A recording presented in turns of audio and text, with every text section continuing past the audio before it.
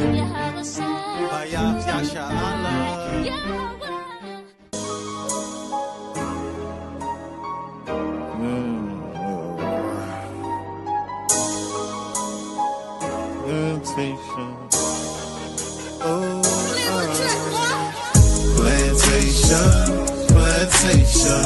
9 to 5 be the time I was wasting. Man, I feel like I need a vacation.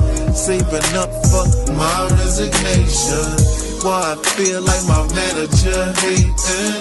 Ain't the one for no verbal castration. This government ain't giving reparation. We'll go to crime trying to fight the temptation. Rejoice in tribulations, demonstrate patience in every situation, picking up the pieces to their heart restoration. People broken hearted and in need of salvation. Yeah. We in captivity, we done lost our history. Disconnected from his laws, now there's no integrity. Here's the book and let them see, because they dying in these streets. Walking in darkness and where the carcass is, the eagles be. Walking in darkness and where the carcass around us like vultures. Murder on their mind when they approach us. Let your light shine, watch them scatter like roaches. Babylon falling cause we taking back our culture. Heal our land, Abba now put us back in agriculture. This word burning them up, Romans is a flamethrower. We prophesy destruction, nukes coming, game over. International, continental, ballistic missile. Them bombs dropping like rain, no drizzle. The lake of fire make them sizzle. Showing fruits of the spirit, we don't gather figs of thistles. That's the dog, you know, so just like you were saying.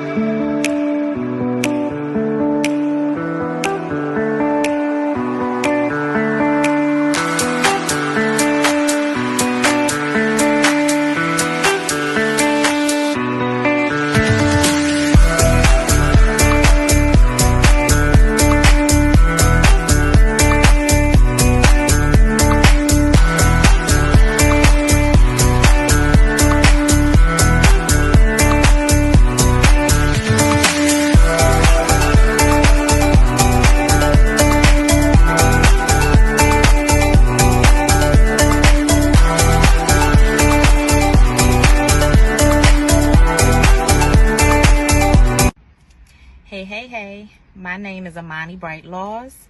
I'm a travel business owner. My business is Always Shine Bright Travel, where we help you discover your next bright destination. I want to talk to you really quickly today about becoming a travel business owner. Listen, if your passion is traveling, if your passion is exploring the world, if your passion is wanting to travel and explore the world, then you should become a travel business owner, okay? I have 2 easy ways to get started. Less than 1 minute, okay? The first way, up here, our website, travelagentworkshop.com. And please use my sponsor ID, Always Shine Bright, okay? The second way is a text code.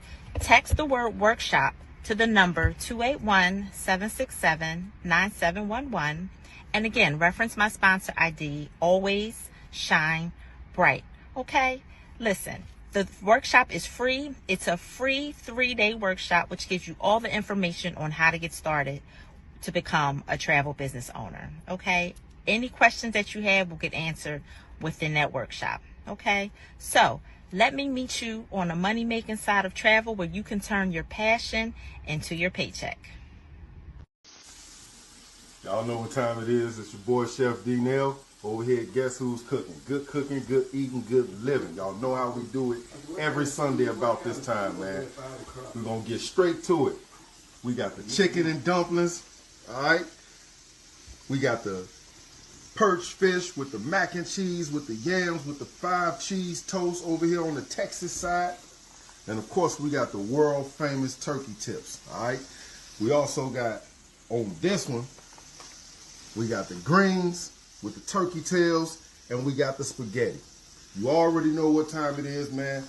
Hit the link, 992-4737 is the phone number to place your order every Sunday. All right. And you can hit us up on the Cash App to make payments at Guess Who's Cooking, the number 2. All right. You can hit the www.guesswho'scooking on the World Wide Web. You can catch us on Facebook Marketplace under Guess Who's Cooking. And, of course, on TikTok, man, at Guess Who's Cooking. Come on down. Get your orders.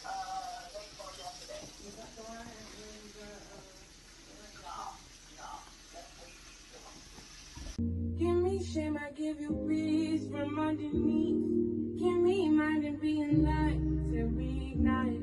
Can you open up the doors to let me in? Can you open up the doors to let me in? You could put the heart inside, don't tap my head. As I sing the love inside from out my mouth. Tell me what you need to find. Tell me now. Tell me what you need to find.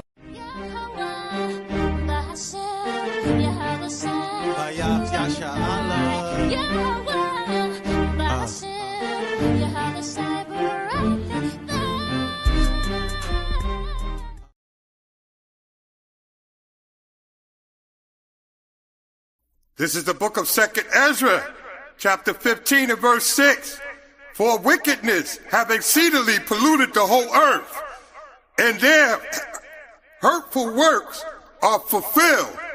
Therefore, saith the Lord, I will hold my tongue no more, as for touching their wickedness, which they profanely commit, neither will I suffer them in those things in which they wickedly exercise themselves.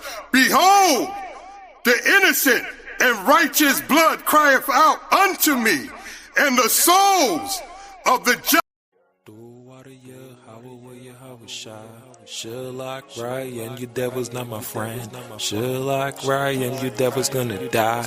Just wait until the Most High crack the sky. Young lion here lifting praises so high. To the Most High I'm praying, reaching out to the sky. With every step I take I'm straight, bold, bringing the word.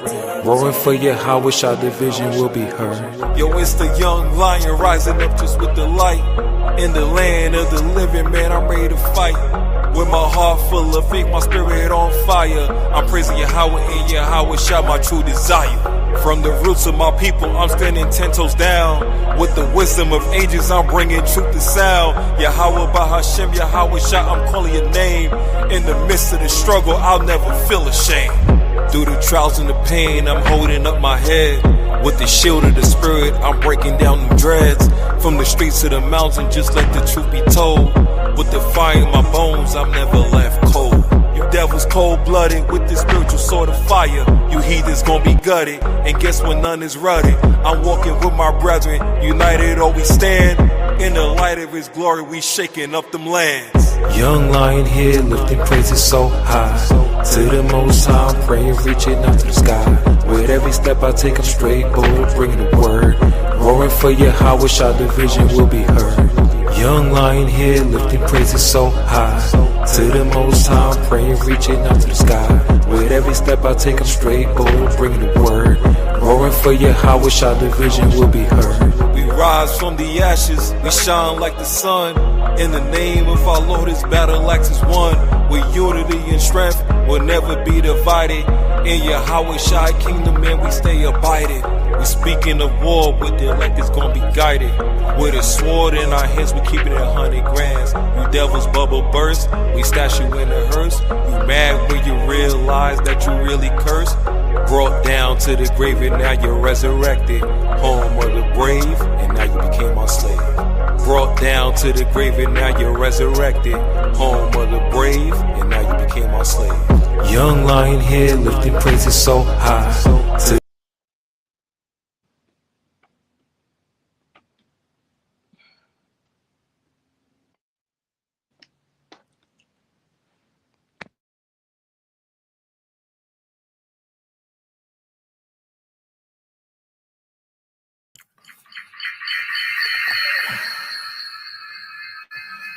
okay.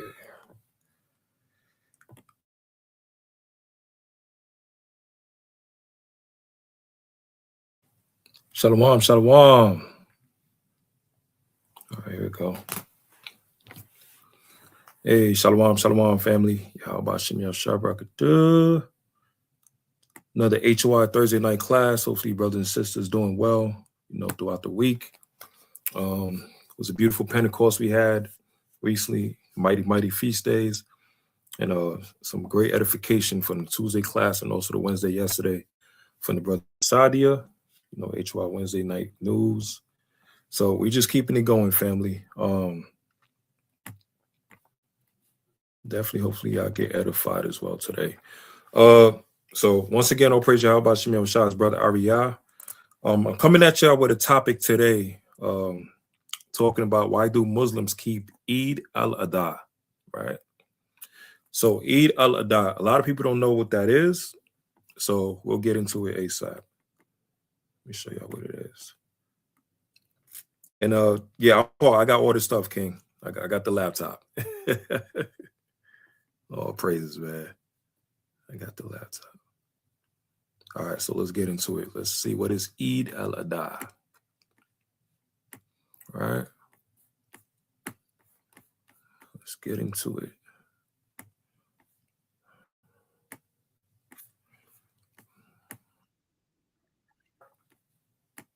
Share this real quick.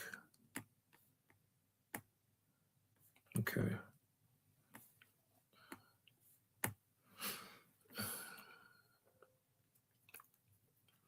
So I'm gonna start off with this video. It's basically gonna give you an explanation what is Eidaladha. It's a big holiday that a lot of Muslims worldwide celebrate, right? And I want to give y'all some information based on the stuff that's gonna come out with this video. Is gonna show y'all that this whole world is built upon deception, is built upon the hatred against the children of Israel. Like we always say with Psalms 83. There's nations have a perpetual hatred against us. And we always talk about Esau, like Psalms 83, the Lord always mentioned Esau first throughout the list. But right next to Esau, number 2 is Ishmael, right? So let's just go through this video real quick and let me show you what we're talking about. Muslims all over the world are celebrating one of the most sacred and meaningful days in Islam. It's called Eidaladha. But what is Eidaladha really about? And why is it such a big deal? Eidaladha is known as the Festival of Sacrifice, and it goes back thousands of years into the incredible story of Prophet Ibrahim, or Abraham, peace be upon him. One night, Ibrahim had a dream. In it, Allah commanded him to sacrifice his beloved son, Ismail. Imagine that. The son he waited for, the one he loved most. This wasn't just any test. It was the ultimate test of faith. And without hesitation, Ibrahim submitted to Allah's will. He told his son about the dream. And astonishingly, Ismail, still a boy, said, "Do what you are commanded. You will find me, if Allah wills, to be patient." They both walked to the place of sacrifice. Ibrahim laid his son down. And as he was about to carry out the command, Allah stopped him. It was only a test of obedience, a test of trust. And Ibrahim passed it with flying colors. Instead, Allah sent down a ram from the heavens to be sacrificed in Ismail's place. And from that moment on, Muslims remember this act of faith and devotion every single year during Eid al-Adha. On this day, Muslims around the world sacrifice an animal, usually a sheep, goat, cow, or camel, to honor that legacy. But it's not about the meat. It's about submission to God, gratitude, and charity. The meat is divided into 3 parts. One for your family, one for relatives and friends, and one for the poor. It's a time of giving, a time of sharing, a time of remembering that everything we have comes from Allah, and that faith sometimes means giving up what's most beloved to us. But Eid isn't just about sacrifice. It's also a day of celebration. Muslims dress in their best clothes, attend the Eid prayer in large gatherings, visit loved ones, give gifts, and spread joy. It's a moment of unity across nations, cultures, and languages. So if you see Muslims celebrating right now, smiling, hugging, sharing food, they're not just having a party. They're honoring one of the greatest acts of submission in history. They're remembering a father and a son, both willing to give up everything for the sake of God. And they're reminding themselves and the world that true faith is not just words. It's trust, it's sacrifice, it's love. That's the story of Eid al-Adha. That's what Muslims are celebrating right now. Okay, so Eid al-Adha, right? So now I want to show y'all all the people that are celebrating it. For example, I'm from New York. Shout out to the Knicks, but you know what I'm saying? Let's get the chip, goddamn, but no folly. Let me see. Madani, right? Madani, president or mayor of New York. So this is Madani. I'm gonna show you on the screen. This is Madani, the mayor of New York, right? Who's also participating in this celebration, which was started yesterday, Eid al-Adha, right? So now Madani, look at him right here. So they said New York Mayor Zohran Madani shows Arsenal pride at Eid celebration ahead of World Cup, right? So this is Madani, right? The mayor of New York, Ishmael, right? So now, let me show you this one right here. New York City Mayor Zohran Madani brings football and fashion together in an Arsenal thobe for Eid celebration, right? So this is Madani right here, Ishmael, celebrating their holiday, right? You got some brothers over there too. I think probably Ham right there and probably Jake right there, right? So you got Madani right here. Now, let me show you Eid al-Adha celebration.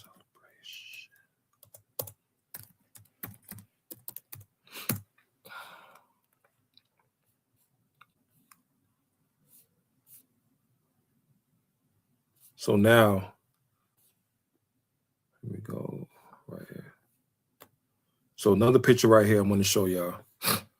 Hundreds gather for Eid al-Adha in downtown Santa Rosa, right?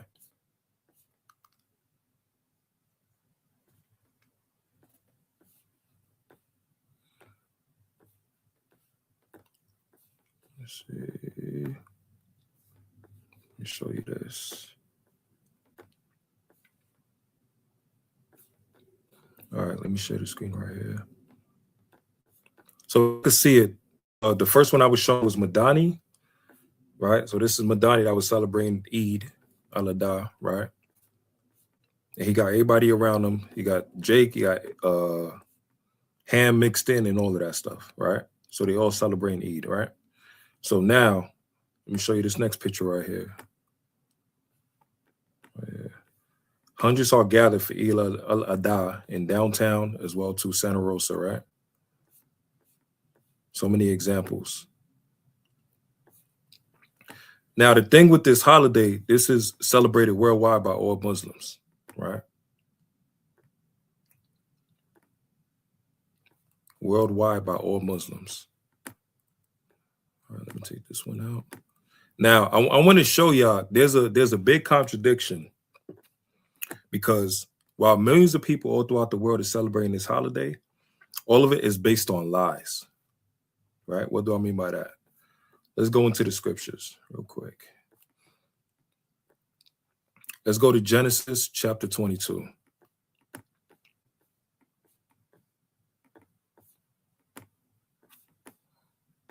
Come on. So this is Genesis chapter 22 and verse number 1.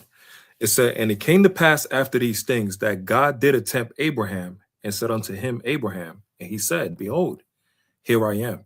So if people's not familiar, Genesis 22 is a story with Abraham and Isaac, right? And he said, take now thy son, thy only son, Isaac, whom thou lovest, and get thee into the land of Moriah, and offer him there for a burnt offering upon one of the mountains, which I will tell thee, right?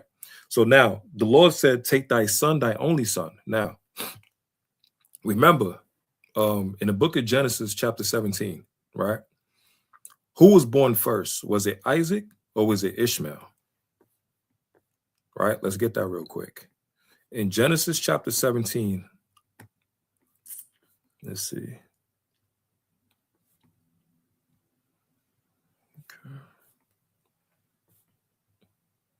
All right, here we go. So this is Genesis chapter 17, right? In verse number 1. It says, and when Abram was 90 years old and 9, the Lord appeared to Abram and said unto him, I am the Almighty God, walk before me and be thou perfect.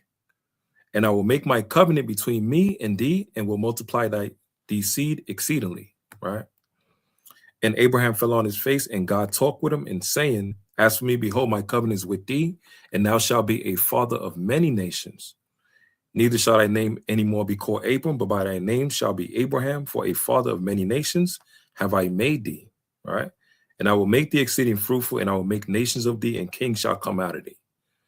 I will establish my covenant between me and thee and thy seed after thee in their generations, for an everlasting covenant to be a God unto thee and to thy seed after thee. Right? So if you just keep on reading on down, basically the Lord is speaking with Abraham about the covenant he's going to make with Isaac. Right? But while he's talking about he's going to make a covenant with Isaac, who was still born, who was still alive during that time before Isaac was born? Right? Let's jump all the way down to verse number 18. And Abraham said unto God, oh, that Ishmael might live before thee. Right? And God said, Sarah thy wife shall bear thee a son indeed, and thou shalt call his name Isaac, and I will establish my covenant with him for an everlasting covenant, and with his seed after him. And as for Ishmael, I have heard thee, behold, I have blessed him, and I will make him fruitful, and I will multiply him exceedingly. 12 princes shall he beget, and I will make him a great nation. Right? So from Genesis 15 and 16 on down to 17, the story with Hagar and Ishmael, right? And the situation that happened with Hagar, got beat down by Sarah, and then she tried to run away, and the Lord said he's gonna bless her with the son. Well, basically was Ishmael, right? So Ishmael was born first. Isaac came in after, right? So now when the Lord said, take thou thy only son in Genesis 22, the reason why he said, take thou thy only son, because the Lord had Abraham kick out Ishmael already, right? So Ishmael was no longer part of the covenant that the Lord already set up from the beginning. It was between Abraham and Isaac. It wasn't between Abraham and Ishmael. Now, Ishmael has a different covenant, but the covenant the Lord gave him was that he's going to make him a great nation. But the promises, the kingdom, and all things belongs unto Isaac on down to his son, Jacob. Right? So let me show y'all this part real quick.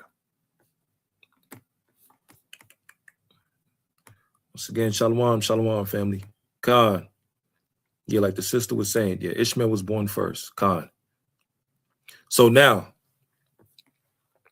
he said he's going to bless Ishmael, but the covenant is back with Isaac, for everlasting covenant, right? So now, remember the video we was talking about when they said al-Adha, you know, the sacrifice was about Ishmael and all of that stuff, right? Now, look what's funny. We're going to go to their Quran, and I want to show y'all Surah 37. Go to this one.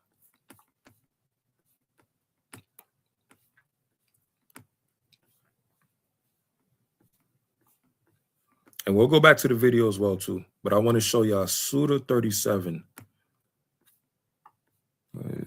Okay, here we go. All right. So this is Surah 37, verse 100, right? Or Surah al-Safat, right? So now, if people was asking, where do you find where they say Ishmael was sacrificed in the Quran and all of that stuff? More than likely is in Surah 37, right? But now, when you read Surah 37, you're going to see there's something there that's missing, right? So Surah 37 in verse number 100. It says, my Lord, grant me a child from among the righteous. So this is them speaking about Abraham. So we gave him good tidings of a forbearing boy, right? And when he reached with him the age of exertion, he said, O my son, indeed, I have seen in a dream that I must sacrifice you. So see what you think. He said, O my father, do as you are commanded. You will find me, if Allah wills, or of steadfast. So when they had both submitted and he put him down upon his forehead, we called to him, O Abraham, you have fulfilled the vision indeed. We thus reward the doers of good. Indeed, this was the clear trial, and we ransomed him with a great sacrifice, and we left for him favorable mention among later generations. Now, you're going to find out as you go in comparison between the Quran and the Bible has all the details. The Quran doesn't, right? The Quran kind of like skips through certain stories and all of that, right? It basically plagiarized, right? So let me show y'all the next page. Let me show y'all this one. All right, here we go. All right, we're going to start at 137. So the 37, verse 105. It says, you have fulfilled the vision. Indeed, we thus reward the doers of good. Indeed, this was the clear trial, right? What is the trial they're talking about? Him sacrificing his son. We ransomed him with a great sacrifice, and we left for him favorable mention among later generations. Peace be upon Abraham. Indeed, we thus reward the doers of good. Indeed, he was of our believing servants, and we gave him good tidings of Isaac, a prophet from among the righteous, right? So when we read Surah 37, verse 100 on down to verse 112, it never mentioned Ishmael, nowhere at all, right? It never mentioned the name Ishmael, right? But let me show y'all this as well, too. It only mentioned Isaac towards the end, which was verse 112 right here. Good tidings to Isaac. But it never mentioned Ishmael all throughout this story, right? Now, if we go to Genesis 22, let's go to Genesis 22.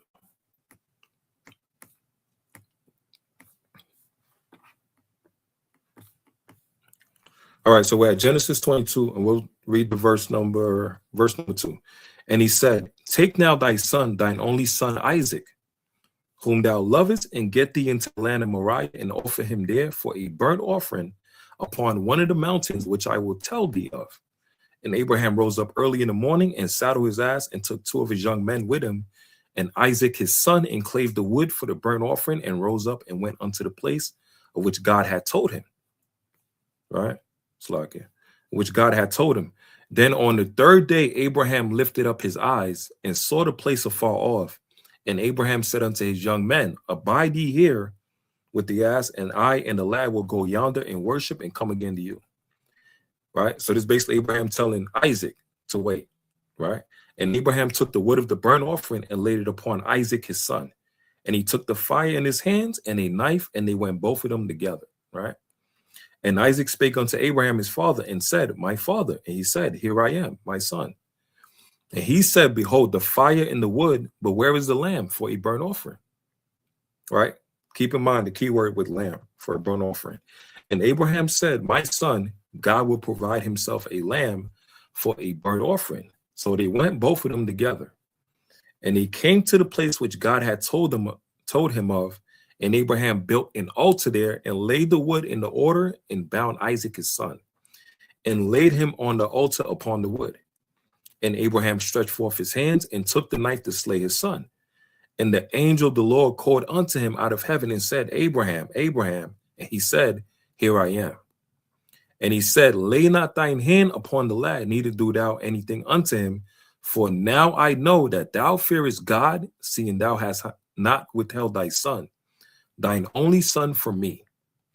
And Abraham lifted up his eyes and looked, and behold, behind him a ram caught in a thicket by his horns. And Abraham went and took the ram and offered him up for a burnt offering in the stead of his son.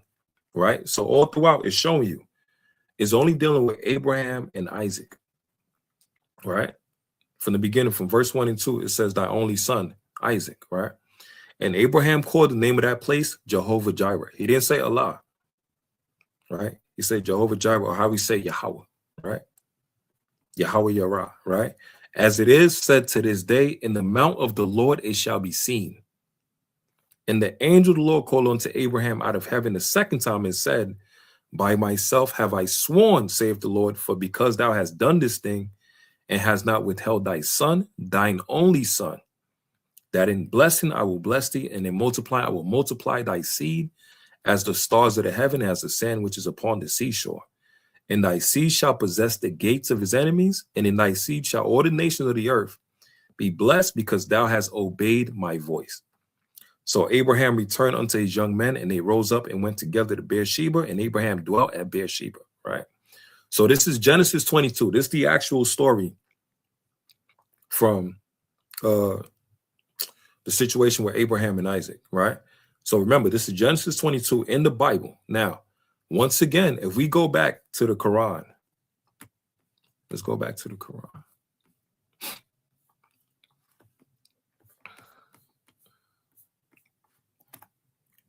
If we go back to the Quran, this is Surah 37, right? Surah al-Safat. If we go back to the Quran, right, and you keep reading, my Lord grant me a child from among the righteous.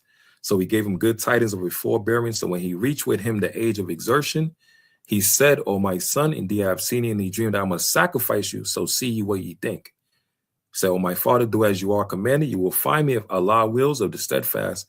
When they had both submitted and he put him down upon his forehead, we called to him Abraham. So if you notice, look at the comparison with the Bible and the Quran, how detailed it is in the Bible, right? Where it shows Abraham gathering the wood, walking his son up to the mountain, right? It shows intricate details in the Bible compared to the Quran. And the Quran is kind of like they're speeding things up. Now, as you keep on reading down, nowhere in this is it mentioned that Ishmael was the sacrifice at all, right? But they got millions of people today lying on Abraham, saying that Abraham was attempting to sacrifice Ishmael, right? They say Abraham was attempting to sacrifice Ishmael. Millions of people today is celebrating Eidaladha, and they thinking that Abraham actually tried to sacrifice Ishmael. But it was actually Isaac that he was attempting to sacrifice. So you got millions of people today that is literally celebrating a holiday that's a lie. All right. Now, I'm going to show y'all another one real quick.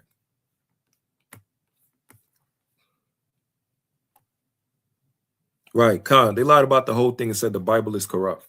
Right, Khan, Macabre, you're right. So let me show you another example right here. Let me get this picture right here. Here we go. All right, so this right here is talking about Eidaladha, right? This is the celebration they started yesterday. Feast of the Sacrifice, right? Feast of the Sacrifice. In the second of the two main festivals in Islam, alongside Eid al-Fitr, it falls on the 10th of Dhul-Hijjah, right? The 12th and the final month of Islamic calendar. Celebrations and observance are generally carried forward to the 3 following days, known as Tashriq days, right? So this is Eid al-Adha, showing examples. And like we said earlier with the video, making a sacrifice for the lambs and everything, right? Now, where's it at right here? All right, here we go. Eid al-Adha, depending on country and language, is also called the greater or large Eid. As with Eid al-Fitr, the Eid prayer is performed on the morning of Eid al-Adha, after which the Adha, or the ritual sacrifice of the livestock animal, is performed. In Islamic tradition, pay attention to this. In Islamic tradition, it honors the willingness of Abraham to sacrifice his son as an act of obedience to God's command, right? So, all right, it says Abraham is sacrificing his son, right? Now, look what it says. Depending on the narrative, either Ishmael or Isaac are referred to with the honorific title of sacrifice of God, right? Pilgrims performing the Hajj typically perform the Tawaf and Saif of Hajj on Eid al-Adha, along with the ritual stoning of the devil on the Eid day and the following days, right? So what is it showing you? It says depending on the narrative, because it's two different narratives. Either Ishmael or Isaac are referred to with the honorific title sacrifice of God. So even when you look it up, they're not even sure who was the actual sacrifice of between Ishmael and Isaac for their holidays. Ain't that crazy? They're not even sure. But what came first, the Bible or the Quran? The Bible's literally giving you the details in Genesis 22 that Abraham was attempting to sacrifice his only son, Isaac, at the time, right? But today, 2026, you got millions of people all throughout the world celebrating a holiday that's built on lies and deception of our forefather Abraham and Ishmael. All throughout the scriptures always try to find a way to steal our heritage, always. Now, if a Muslim come and he's like, hey, but the Quran said we're supposed to, you know, this is our story, this is our holiday. Yeah, but let's see what your Quran says as well. Let's see what else your Quran says. Right? So this is in the Quran. This is Surah. Let me put it right here. I don't know if y'all can see it.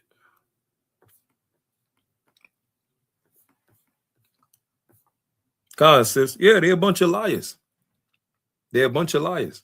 All throughout the Bible, it showed intricate details. Genesis 22, that the Lord sent Abraham to sacrifice Isaac. But in their Quran, Surah 37, right? Surah Safat, right? It says that they didn't even put the name Ishmael, but everybody today is believing it's Ishmael when in the Bible it was talking about Isaac. And remember the covenant in Genesis chapter 17 and verse in chapter 19 as well. The Lord said what? He's going to bless Ishmael and make him a great nation, but the everlasting covenant, the prophets and the promises, everything belongs to who? It belongs to Isaac and his seed, right? So let's get this real quick.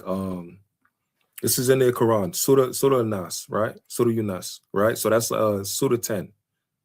So I'm just giving y'all the numbers so y'all know what to look at. Surah 10 and verse 94, right? So look what it says, right? So I'm reading English. It says, so if you are in doubt, O Muhammad, about that which we have revealed to you, then ask those who have been reading the scripture before you. The truth have certainly come to you from your Lord, so never be among the doubters. So what is their Quran saying? If a Muslim is in doubt with their Quran, if they're confused, because remember, in Surah 37, it said it was a sacrifice. Abraham made a sacrifice, and a lot of Muslims believe that the sacrifice was of Ishmael. But it don't say that in their Quran. But if you go to the Bible, it actually shows you who the actual sacrifice was that Abraham was attempting was who? Was Isaac. So now for a Muslim, if their Quran is telling them, if you're in doubt of your Quran, because that story is a contradiction now.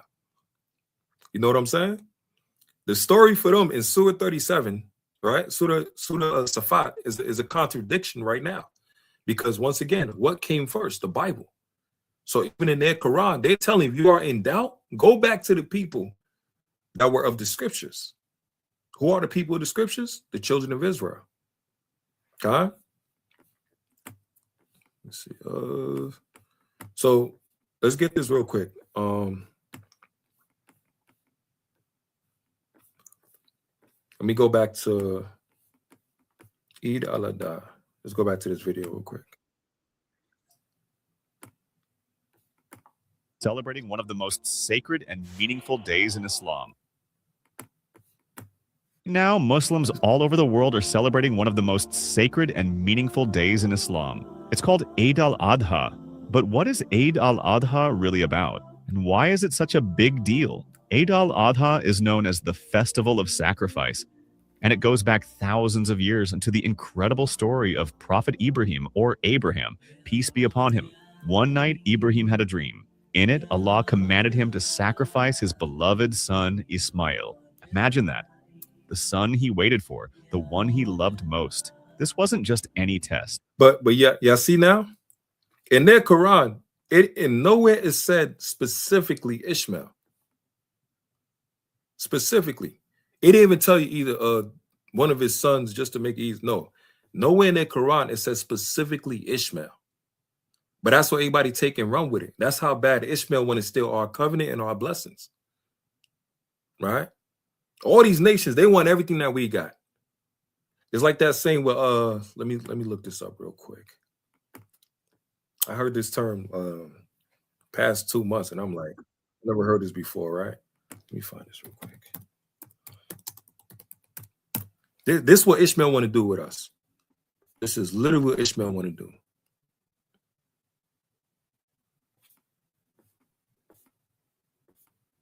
Not just all these nations, but boy, Ishmael, boy. Let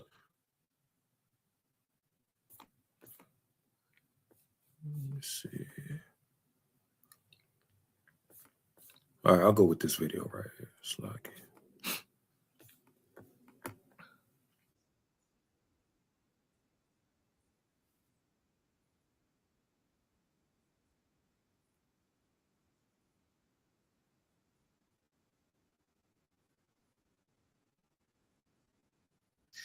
you see that?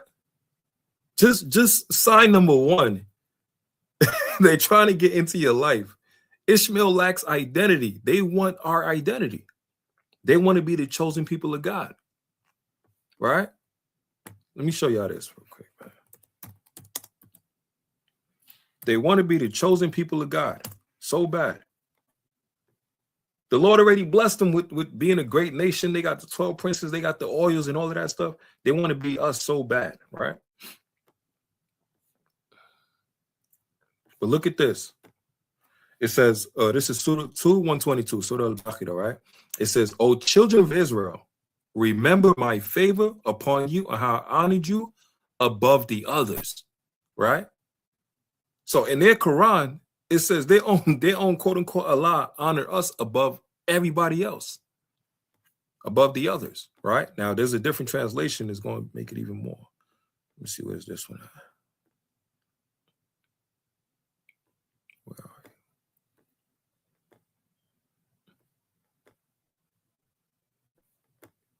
Look at this. There's a translation right here. Dafim commentary. It says, children of Israel, recall my favor which I bestowed upon you, and I exalt you above the nations of the world. All right. Children of Israel, remember how I bless you and favor you over other people. All right. Children of Israel, remember my blessing that I conferred upon you and that I gave you excellence over the worlds. Now, once again, what came first, the Bible or the Quran? The Bible came first. So now, where do they get this verse from? Let's go to Genesis. Let's go to Deuteronomy chapter 7. Deuteronomy chapter 7. So this is Deuteronomy chapter 7 and verse number 6. So it says, Deuteronomy chapter 7 and verse number 6. It says, for thou art an holy people unto the Lord thy God.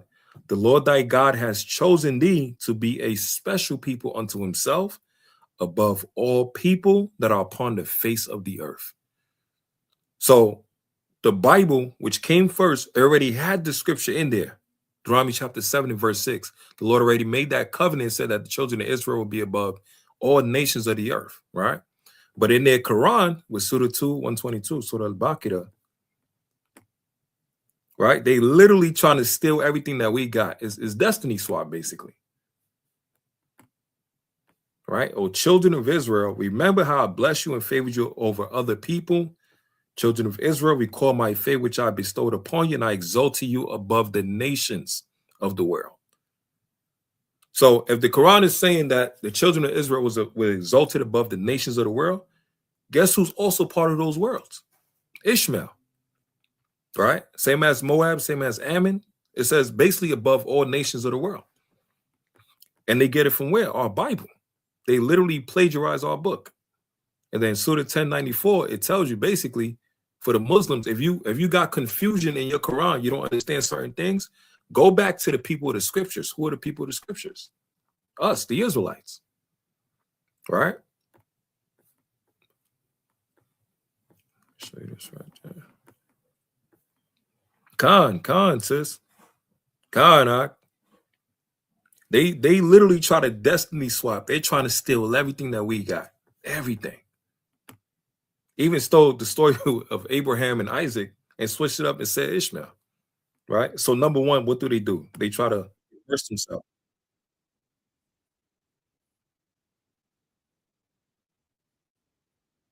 Individual's life is with you. Sign number 1. They try to get immediate access to your life. Anyone who is willing and ready to immerse themselves into another individual's life is showing that they lack a sense of identity. And what does this tie into? If y'all read the book of Babylon and Timbuktu, it showed you Muhammad. He was always around us. He was a camel driver. So he always stood around us, and whatever we was doing, he would copy it. Right? Cultural appropriation, culture vulture. He would copy everything that we did as Israelites. Praying towards the east, towards Jerusalem, praying 3 times a day. He upped it up to 5, right? The holidays that we had, the holy days that we had, even our Day of Atonement, they changed that up and put that for them as well too, for Ramadan, right? Everything we did, these damn Ishmaelites try to steal our identity, everything that we did. And they won't even try to share our covenant with us. They try to put us as their slaves. Like, this is crazy, right? Even the way the women dress, modest and all of that, our sisters was dressing like that first. Beautiful, comely daughters of Zion in 1 Timothy chapter 2 and verse 9.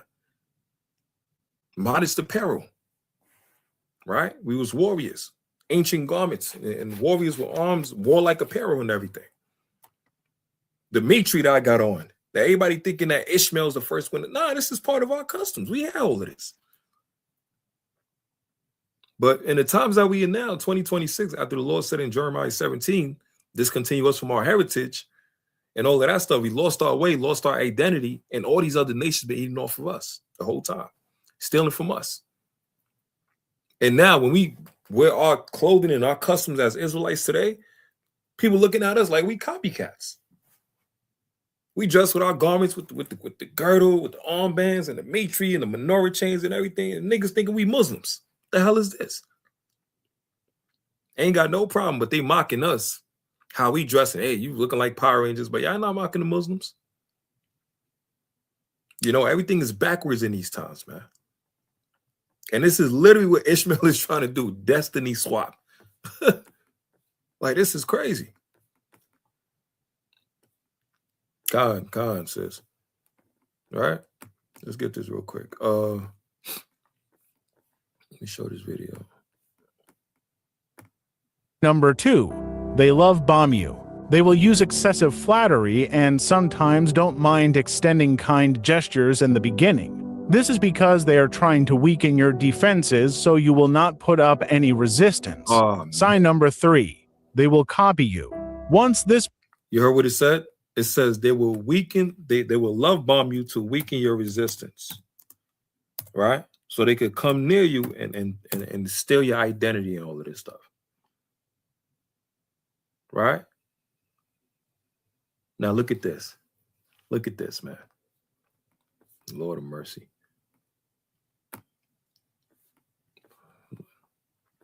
Look at this right here. So what the video said, they will love bomb you, get near you, and all of this stuff, right? So they get close to you and steal your identity and everything, right? Now look at this. This is Surah 551, right? Surah al-Mahdi, right? It says, oh, this is their Quran. This is in their Quran. It says, oh, believers, take neither Jews nor Christians as guardians. They are guardians of each other. Whoever does so will be counted as one of them. Surely Allah does not guide the wrongdoing people, right? So what is that talking about? They can't be friends with us at all. We're not supposed to be friends with them at all. All right? We're not supposed to be allies with them at all. And why it says Jews and Christians? Because what's funny about it is what? The actual Christians that people was thinking about, like in Acts chapter 13, Acts 11 and 26, that was called niggers, were the actual Jews who are who? The Israelites. Right? So are they looking at like whatever sect you want to be called, a Jew or a Christian nigga, whatever, Ishmael's like, don't be friends with them at all. Right? But what they will do, hey, Assalamu alaikum, hey, kefala, right? They'll say something nice and everything to try to lower down your guard so they can learn your ways.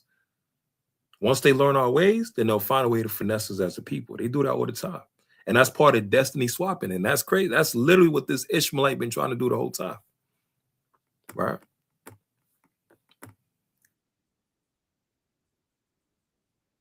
Defenses, they will start to... Sign number 3, they will copy you. Once this person has gained access or successfully weakened your defenses, they will start to copy your hairstyle, choice of clothing, hobbies, and other attributes. They are emulating you in hopes of taking your place. Sign number 4, they will infiltrate... You heard what it said? They're going to copy your hairstyle, your clothing. That's what I was saying earlier. The way Ishmael dressed, how they have their women dressed in the garments and all of that stuff, that's our sisters. That's us as a people. That's how we dressed. Mighty, royal. We had different materials. We had the linen, right? Able to keep us cool in the summer and all of that stuff. That's our people. That's how we dress. That's all throughout the scriptures. Lord said, put on your beautiful garment, Isaiah chapter 52. Right? Even with the priests in the book of Exodus, told them how to dress with the matrices, you know, with the girdles and everything, and the long garments and all that. That's how we dress as a people. And now today, we dress Israelite custom. People think we Muslims, right? Because the Muslims try to steal what belongs to us. It said they will literally look like you, dress like you, try to act like you, just to steal your identity. Even the elder talk about it. We always made this joke. He said, Ishmael's the new Ephraim. You You know, they come over here to America, they start to dress like us, try to talk like us, act like us. That's culture vulture right there. Right? And now 2026, we got to fight for our right to be identified as the children of God. Infiltrate your social circle. A person inflating you in hopes of taking your place. Sign number 4, they will infiltrate your social circle. A person who is trying to destiny swap with you will do everything in their power to befriend your social group and gain favor with others who are fond of you. This is because they plan to taint those people's perception of you by causing division and creating gossip. Sign number 5, they will become hostile. Once a person has successfully gained access and acquired enough information about you to attempt a destiny swap, they will become more hostile and rude. This is also a time where they will attempt to replace you. If they feel that they have successfully completed their mission, their snake-like character will start to show. It may blindside you, but the reality is this was this person's character all along. This phase is similar to the discard phase in the narcissistic abuse cycle.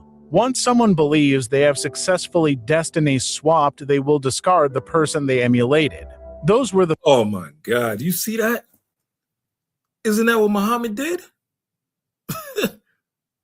Once he learned the ways of an Israelite and how we did things, how we did our feast days. Slakia, let me find this joint real quick, man. Let me find this real quick. Once he learned our ways, talk about a damn thief.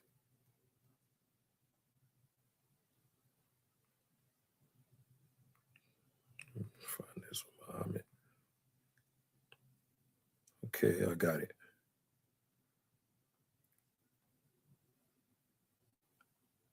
Yeah, once this dude learned our ways, the customs and everything, learn how we pray, which direction, all of that stuff, learn about our holy days, Day of Atonement and all of this stuff, the Passover that we had, they switched it up and then he put, Ramadan and mixed it all in.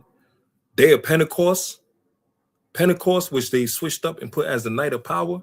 Once they learned our ways, they took everything that we had and tried to force us into their religion, into Islam.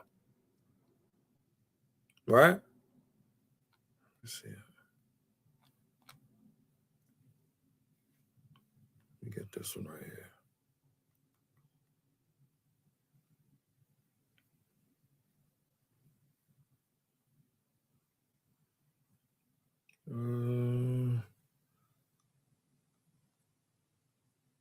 Not specific. All right, here we go. This one right here, Babylon to Timbuktu.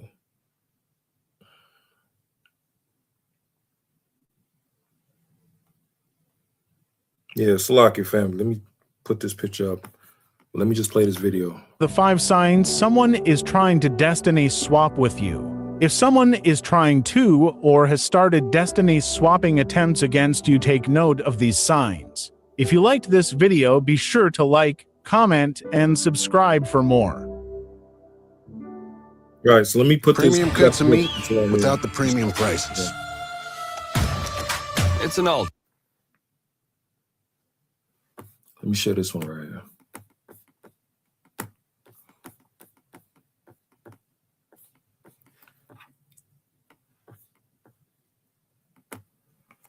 All right, so this is another example I want to show y'all. This ties into that book with Babylon and Timbuktu, and they got this other one as well. Put this.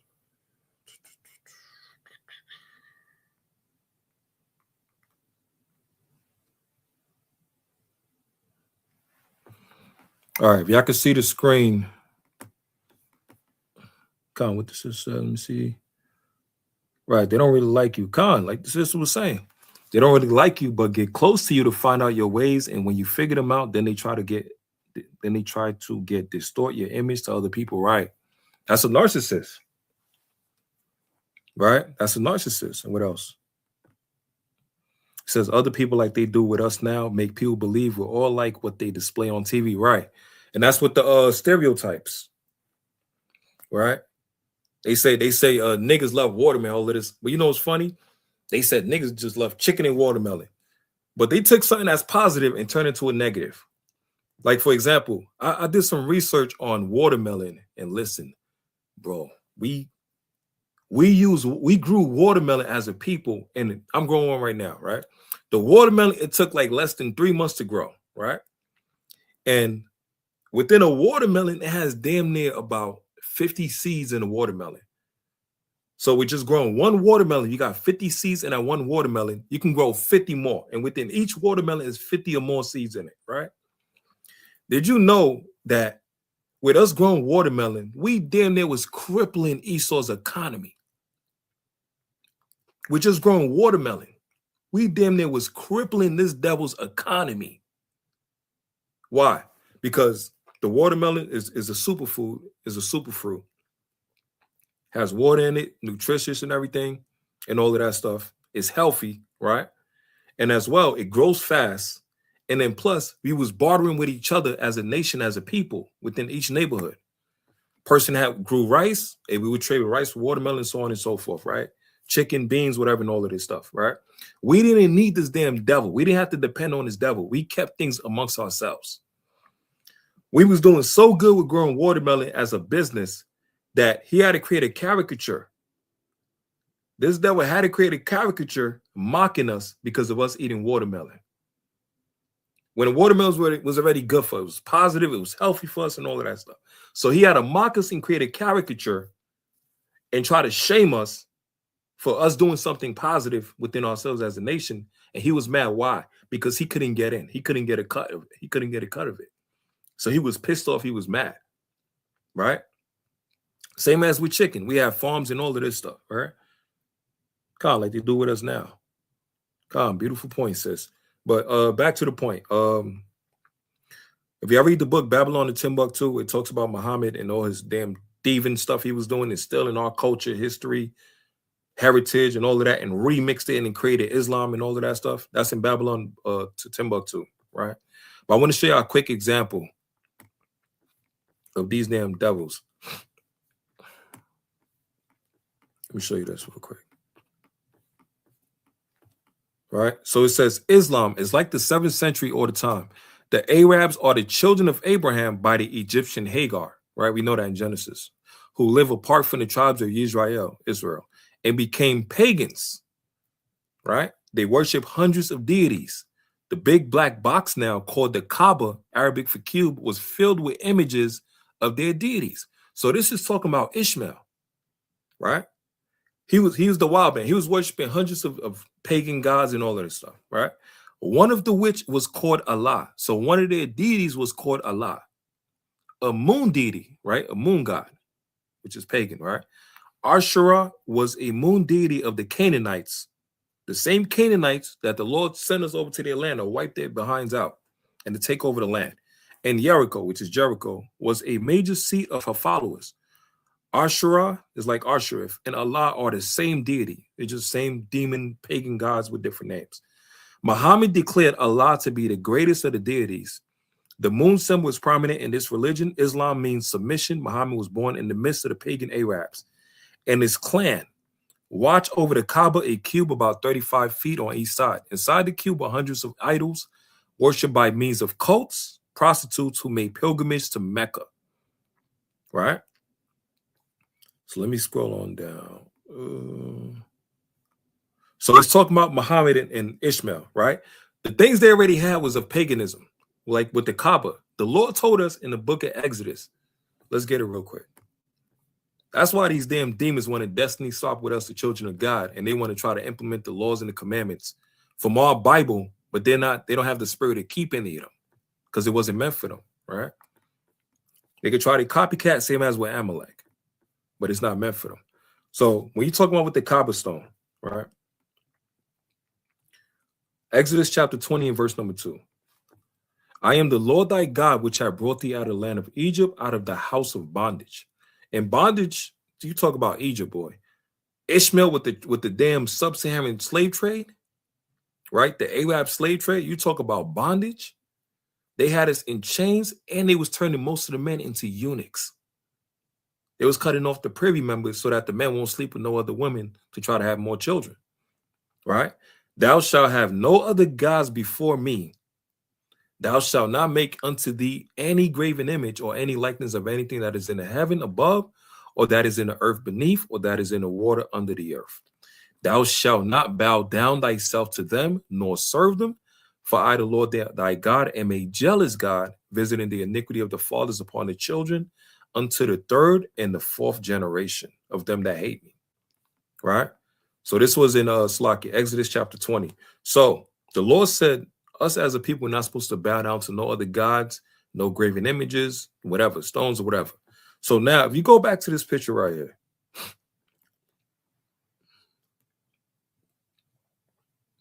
Khan, yeah, like Yeshaya was saying, Khan, they'll try to get close to you once they know so much stuff about you, information, that they're going to try to backstab you, right? But look right here. The Lord said, don't bow down to no other gods before him. But you got people bowing down to this Kaaba and praising Allah. And this Kaaba stone, that's paganism, right? That's paganism. But our people, millions of people is taking this trip to Mecca. They call it Hajj, the trip, like the pilgrimage trip, like how we supposed to take that trip to Jerusalem as a people. Everything we do, these damn Ishmaelites stole everything we got. Right? Everything we do, they steal everything that we do, man. So they bowing down to this Kaaba stone. That's paganism. And that's a sin against God. That's blasphemy. And then they talk about Allah as a moon god and all that. Then the Lord said, don't be dismayed at the signs of heaven, or worshiping the stars or the suns and the moon. Right? Well, that's what Ishmael does. That's part of his custom. That's part of his heritage. But our people today is millions of our people that's blacks and Hispanics and American that's in the cult of Islam. And that culture of Islam even celebrating the Eidaladha today. Right?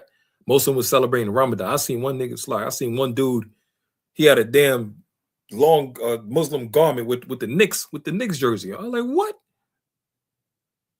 Like, this is crazy. Our people is mixing in worldly ways with spiritual aspects of things. Let me show you this in Deuteronomy chapter 28. Let's get Deuteronomy 28.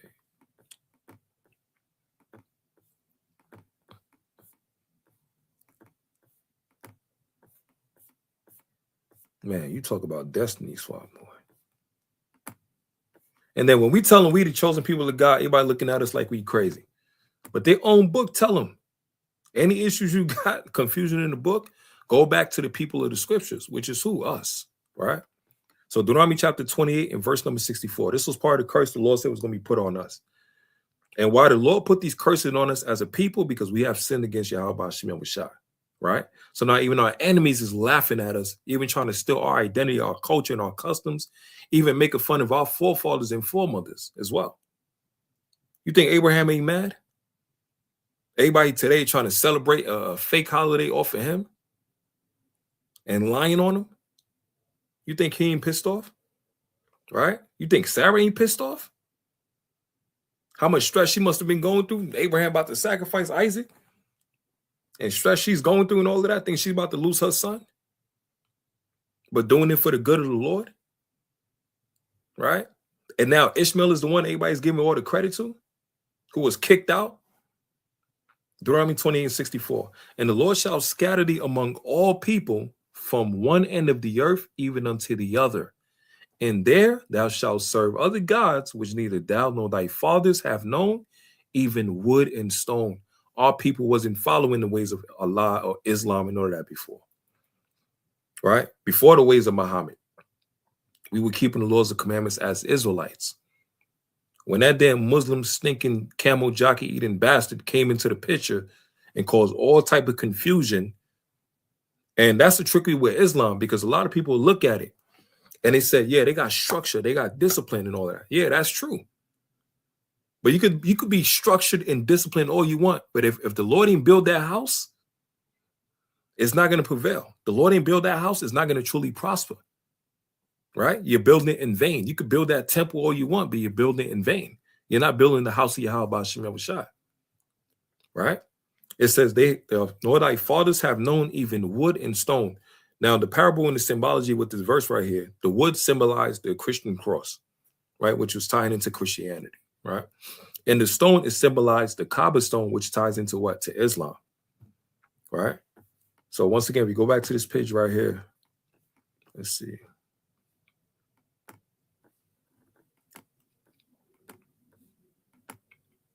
Go back to this Facebook, right? So even wood and stone.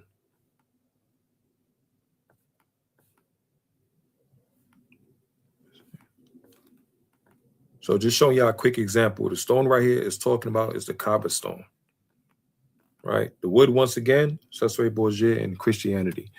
So it says all people will be following these type of customs and religions, right? And it's a trap right now, basically.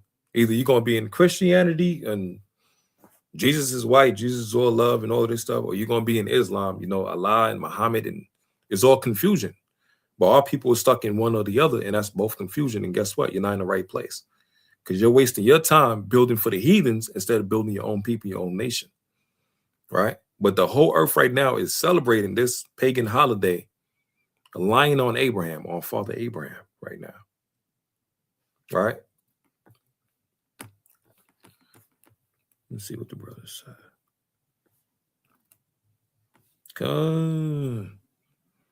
Yeah, Khan, let's go back to this with the Destiny swap. Let's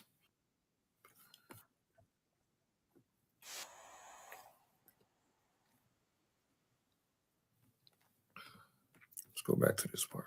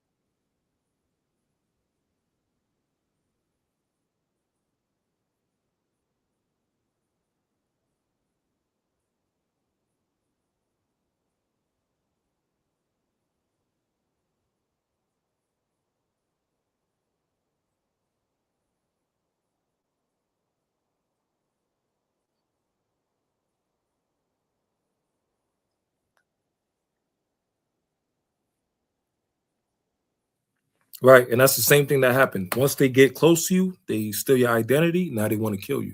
That's what Muhammad did in the Book of Babylon and Timbuktu. He tried to force us to follow in the ways of Islam, and our people say we rather die than to follow in their ways. Right? Slocky. So let me get this real quick.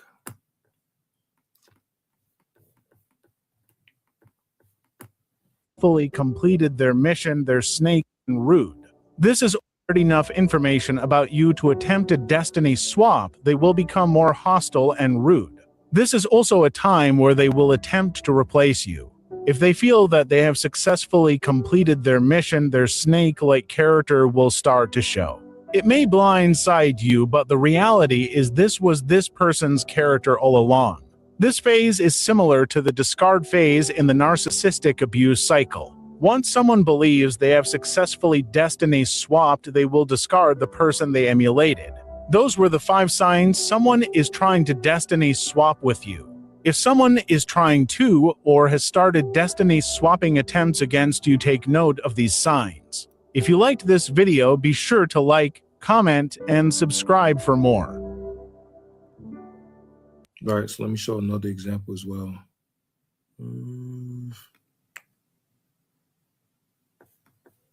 Let me get this one as well.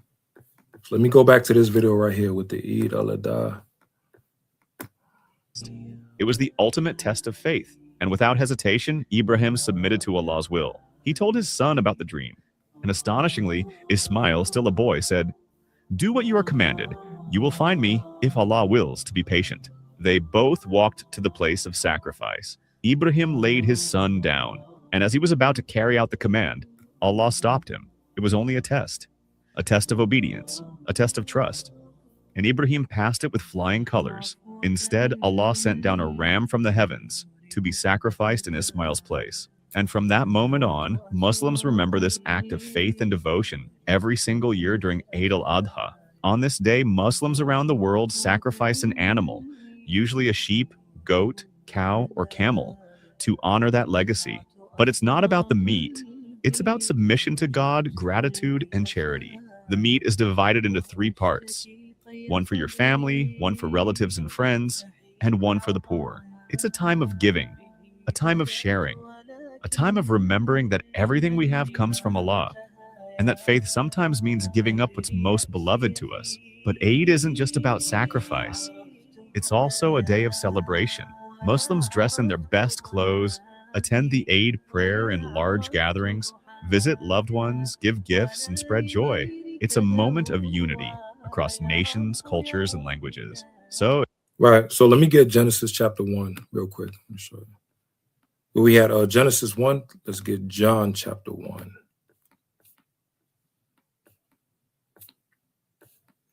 Because once again, what they're talking about with Abraham, Isaac, and Ishmael, the sacrifice, right?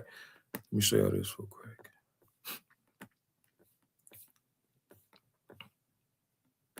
Because they said they would kill either sheep, it could be livestock, like sheep, lamb, goat, whatever, right? Now, once again, I'm going to show you how the connection. This is John chapter 1 and verse number 29. The next day, John seeth Yahushua coming unto him and saith, Behold, the Lamb of God, which taketh away the sin of the world, right? So that lamb that it was talking about, saying the Lamb of God is speaking about Yahushua. Now, let's go back to Exodus. When they're talking about a sacrifice.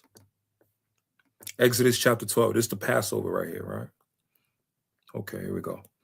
It's the book of Exodus chapter 12 in verse number 1. And the Lord spake unto Moses and Aaron in the land of Egypt, saying, This month shall be unto you the beginning of months. It shall be the first month of the year to you. Speak ye unto all the congregation of Israel, and saying, In the 10th day of this month they shall take to them every man a lamb, according to the house of their fathers, a lamb for an house. And if the household be too little for the lamb, let him and his neighbor next unto his house take it according to the number of the souls. Every man according to his eating shall make your count for the lamb. So why did I stop right here? Because if you go back to the video when they say Eidaladha, right? I'm going to show you everything we did, man. They took everything, bro.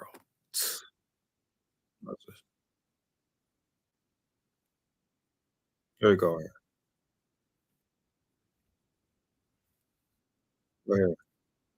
instead, Allah sent down a ram from the heavens to be sacrificed in Ismail's place. And from that moment on, Muslims remember this act of faith and devotion every single year during Eid-al-Adha. On this day, Muslims around the world sacrifice an animal, usually a sheep, goat, cow, or camel, to honor that legacy. But it's not about the meat. It's about submission to God, gratitude, and charity. The meat is divided into 3 parts. One for your family, one for relatives and friends, and one for the poor. It's a time of giving. You see, it says the meat is divided, one for family, one for relative and friends, and one for the poor. Now, if you go back to Exodus in 12, right? Look what it said about the lamb, because it's the same ones they're talking about. They say either a sheep, a goat, or a cow, right? The sacrifice. To tie back into the story with Isaac, but they saying for Ishmael in the Quran, which is a lot, right? It says this is what you do. If you have enough lamb and your next door neighbor don't got nothing, in verse number 4, and if the household be too little for the lamb, let him and his neighbor next unto his house take it according to the number of the souls. Every man according to his eating shall make your count for the lamb. The lamb shall be without blemish, a male of the first year. He shall take it out from the sheep and for the goats. So what is it basically saying? If your next door neighbor ain't got no food, ain't got no lamb or whatever, you can break off portions for them as well too. You can share with them, right? The same thing we have for Passover, they stole that for their pagan holiday.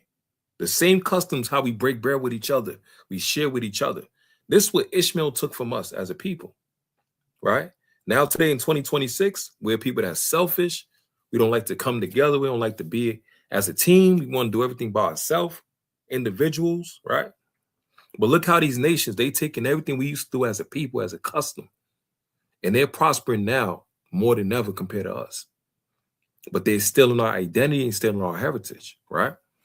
Now, let me get another one real quick with Tobit. Let's see.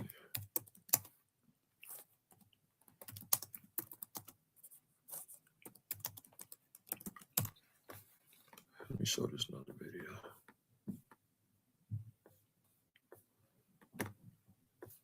Let's see the book of Tobit.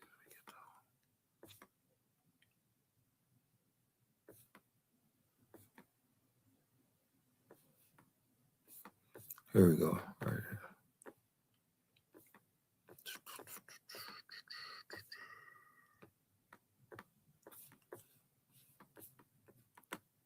Let's see.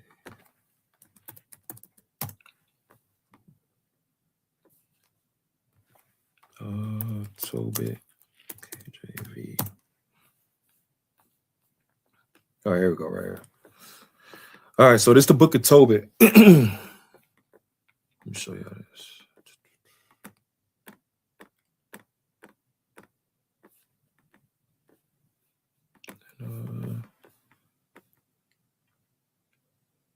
Genesis 22 and 13. Same as with the ram. Leviticus 11 and 4. Eat not the camel. It is said they shed a lamb, cow, or the camel. Right. That's a good point right there as well. Right. That's a good one right there as well. Leviticus chapter 11. All right. So let me get this one right here with the book of Tobit. Let me just show y'all this.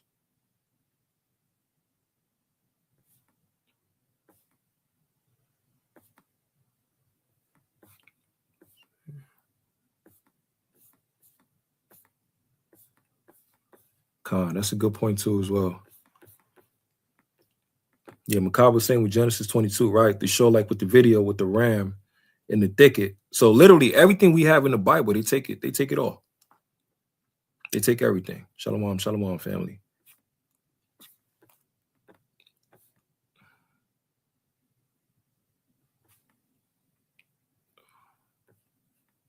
All right, here we go.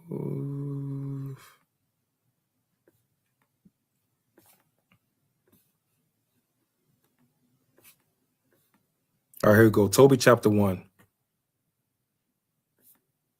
So this is Tobit chapter 1, and we'll go to verse number, here we go, verse number 3. So it says, I, Tobit, have walked all the days of my life in the ways of truth and justice. I did many alms deeds to my brethren and my nation who came with me to Nineveh, into the land of Assyrians. And when I was in mine own country, in the land of Israel, being but young, all the tribe of Naphtali, my father, fell from the house of Jerusalem, which was chosen out of all the tribes of Israel, that all the tribes should sacrifice there, where the temple of habitations of the Most High was consecrated and built for the ages. All right, so this Tobit, give you a quick introduction, right? Verse 6, but I alone went often to Jerusalem at the feast, as it was ordained unto all the people of Israel by an everlasting decree. All right, so remember, when they was talking about with the Muslim, with the Hajj, the pilgrimage that they make to Mecca, Tobit was talking about I alone went to Jerusalem as the feast, at the feast as it was ordained unto all the people of Israel by everlasting decree, right? Same as in the book of Acts chapter 2, with Pentecost. The people traveled to Jerusalem on a Pentecost, right? Having the first fruits and the tenth of increase with that which was first shorn, and then I gave at the altar to the priests of the children of Aaron, right? So this basically, Tobit is basically telling you, you know, the orphans that he made, you know, charity and everything, right? He put his portion in for the nation of Israel, right? Now, verse number 10, and when we were carried away captives to Nineveh, all my brethren and those that were of my kindred did eat of the bread of the Gentiles, but I kept myself from eating because I remember God with all my heart. So this is also showing you what? The bread of the Gentiles also could symbolize what? You following in their customs, right? You following the ways of the heathens as well too. Like in the book of 2 Maccabees chapter, I think it was 2 Maccabees chapter 6. Our people was forced to follow in the customs of Bacchus, right? They was forced to follow in the ways of Bacchus, right? Now, verse number 15. Now, when Manasseh was dead, Sennacherib, his son, reigned in his stead, whose estate was troubled that I could not go into Media.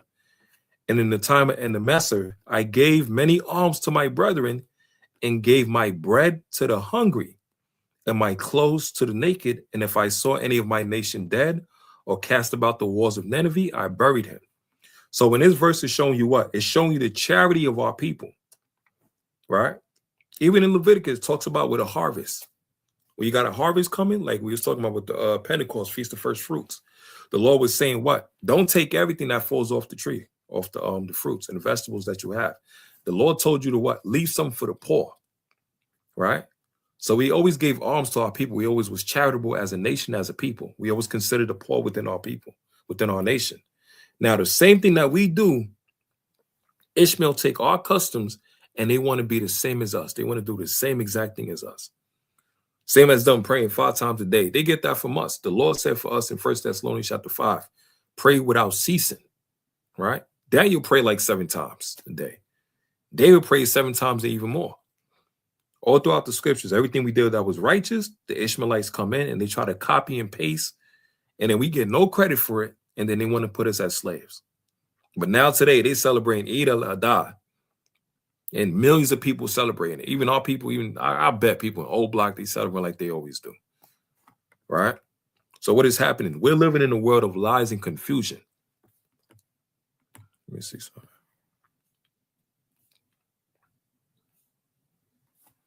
Let me get this one right.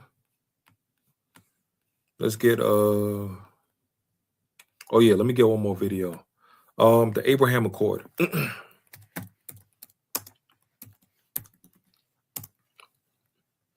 Abraham Accord. So let me show you this last video. This tying into the Abraham Accord.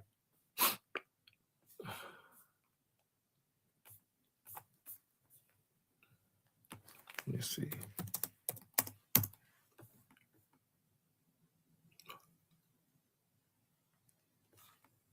All right, here we go. Right here.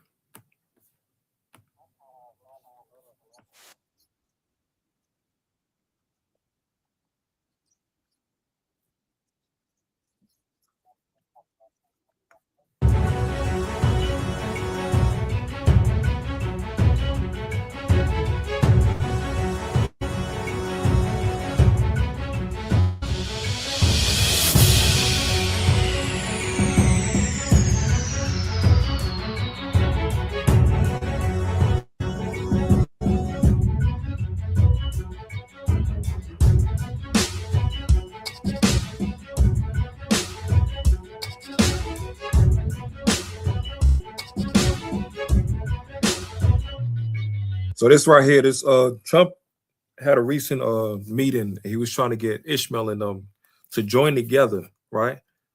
And he's talking about the Abraham Accord, right? He's talking about the Abraham Accord. So what they're basically trying to do, they're trying to mix Christian, Judaism, which is Amalek and them, right? And Islam. And they trying to say that's all part of the Abraham Accord, and we all got to come together. You know, because our forefather Abraham, remember, Abraham had Isaac and Ishmael.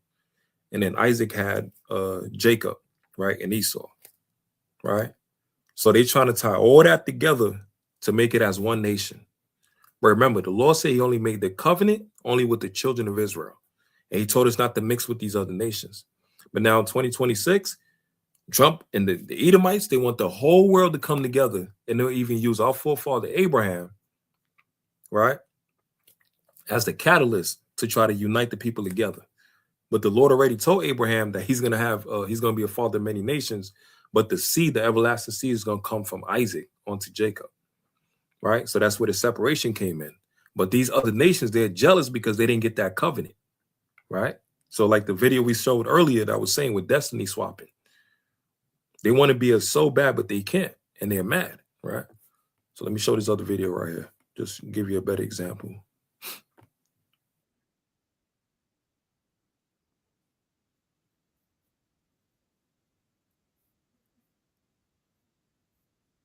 Wednesday and urged him diplomatic overture. U.S. President Donald Trump met with interim Syrian President Ahmed al-Sharaa in Saudi Arabia on Wednesday and urged him to pursue normalization of ties with Israel. Trump said al-Sharaa had agreed to join the Abraham Accords and eventually recognize Israel, but Syria hasn't confirmed that.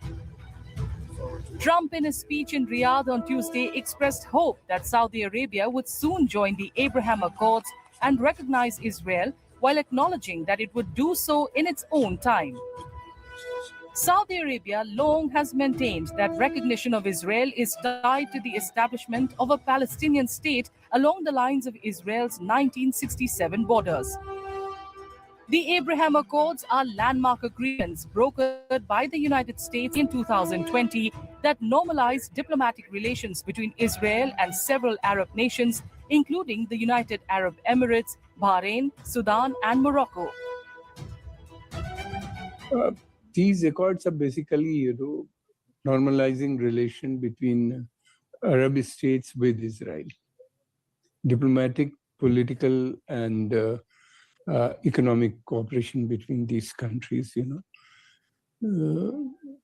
what they call it, this will help establish peace in the region.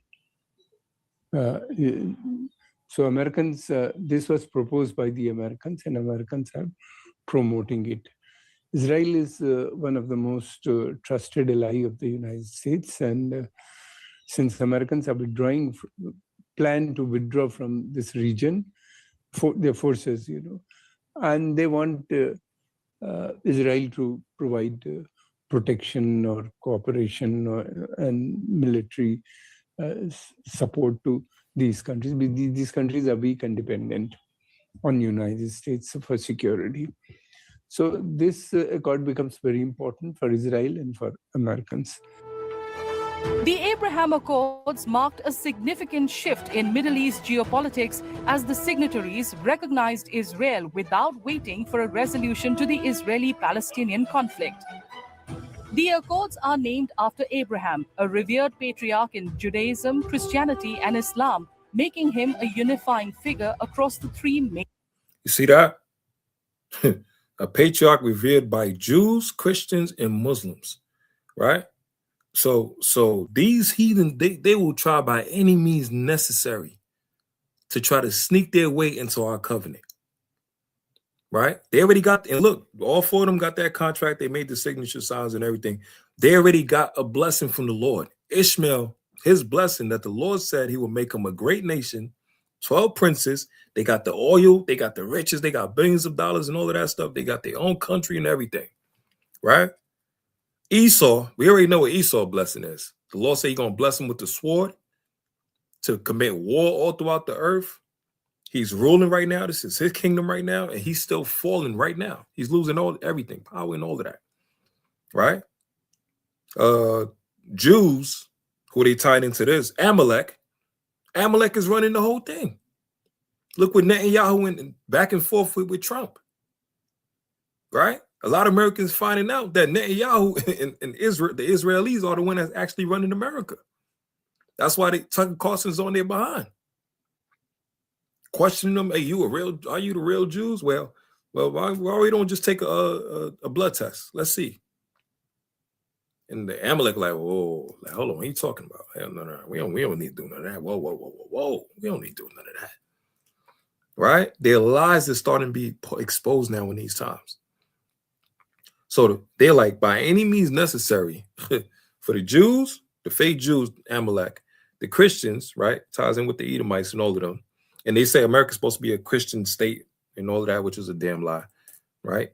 White Jesus. And then for the Muslims, tying in with Ishmael, even with the Iranians, because they all unified under Ishmael, which is with Islam. They all unified by that, right? And Iran is speaking about the Persians. Iran speaking about the Persians, right? Saudi Arabia is speaking about Ishmael. But what happens with the Iranians and the true Ishmaelites, the Arabics, they all unified by the religion Islam, right? And then now they're trying to unify with Amalek, Esau, and Ishmael, and even the Persians as well. They're all trying to unify for this Abraham Accord. And guess who's not allowed in it? Who's not included in it? The actual Jews, the real chosen people of God, which is us, the blacks and Hispanics and the American. And they're using our forefather in the covenant the Lord said with him unto our foreparents, the patriarchs, right? They're using that against us to kick us out of our own deal that the Lord made with us, right? Major religions. Wicked as hell. The agreements aim to foster cooperation of trade, technology, security, and tourism while presenting a united front against regional threats. for a long period of time, the U.S. has, under Trump, has wanted to wanted Saudi Arabia to normalize with Israel, because that is really the big ticket reality of the Abraham Accords moving forward. The Saudis are part of IMEC, for example, the India-Middle East Economic Corridor, and that again heavily relies on the fact that Saudi and Israel normalize ties, so that trade and political contact can take place. So one of President Donald Trump likes big ticket deliverables, so he is pushing the Saudis under Mohammed bin Salman to sign that with Israel. Previously, the Saudis have made it very clear that signing of any such agreement or accord with Israel is reliant on the Palestinian issue and sort of how that moves forward. The significance of the Abraham Accords lies in their potential to reshape regional alliances and open new economic opportunities. Experts suggest the accords could also benefit India by fostering deeper cooperation between India, the Middle East, and Europe. What if you could clean your retainer at the touch of a button? No more brushing or tablets. Over 4 years ago, our team of engineers knew there had to be a quicker, easier. So the Abraham Accord is another version of Psalms 83. That's basically what that is. What are the Abraham Accords? Hi, I'm Joel Rosenberg, founder and editor-in-chief. And let me show one more video. What was it? Iran. Blacks. Chosen Lego.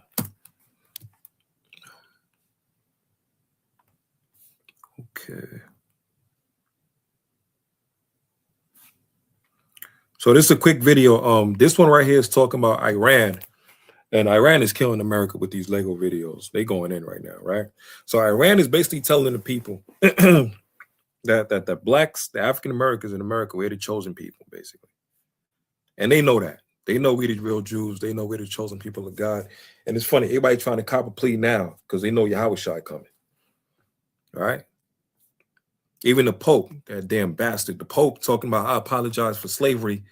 It's too late to apologize. The damage already done.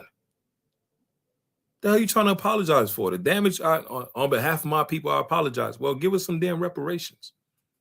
And why don't y'all don't be our damn slaves or something? The damage is already done. You don't need to apologize no more. When Yahweh Shai come, he's putting all you devils in chains. The damage already done. You know? Even the article, what was it? 123 countries.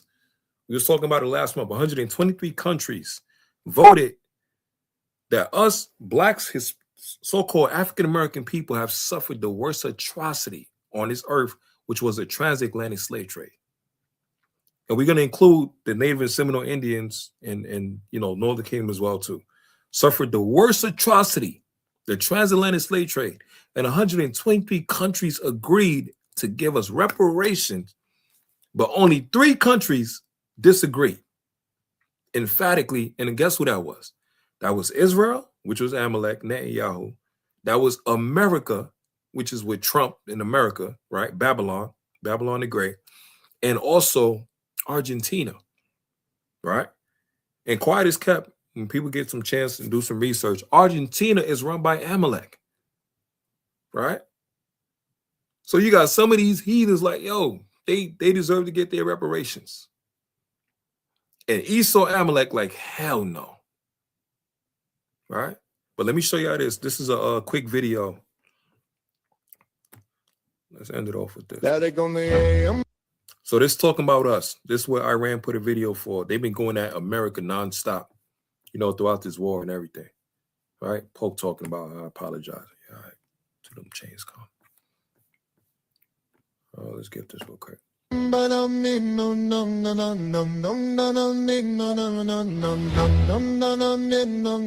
They said history started on a boat. Show us one. But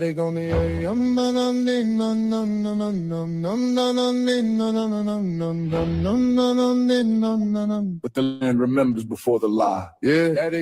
I was born in New Babylon. Hey, hey, concrete crown, but the roots stay strong. Drums in the dirt, hear the old gods humming on. I was born in New Babylon. Yeah.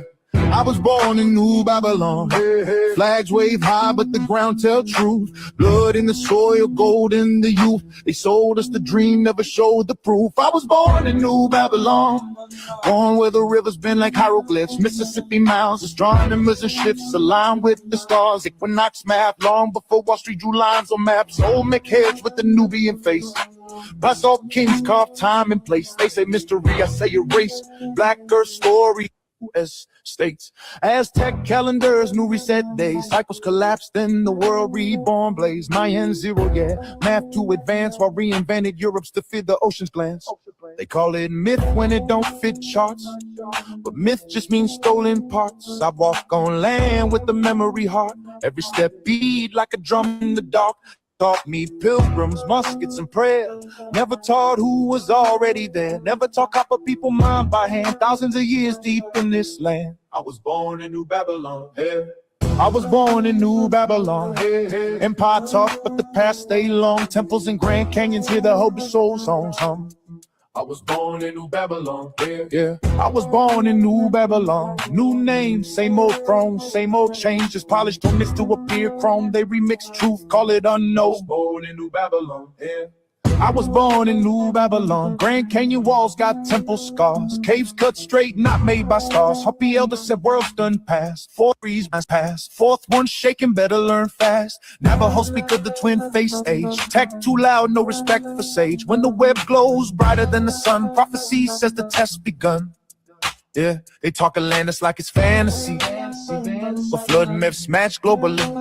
From Kemet to Andes peaks, same story told in different speech. Machu Picchu clouds kiss stone, city and sky not built alone. Ley lines hum where the falcon flew. Energy grids they never taught you. Thoth wrote wisdom, words not chains. Nimrod built towers, lost his name. Babylon, angels, bricks and flame. It's any system selling power over brain. Grandmama said, boy, this land got bones. Heavy road paved over our ancestors' homes. If you don't know where you stand, you'll die defending the lie, not yours, fam.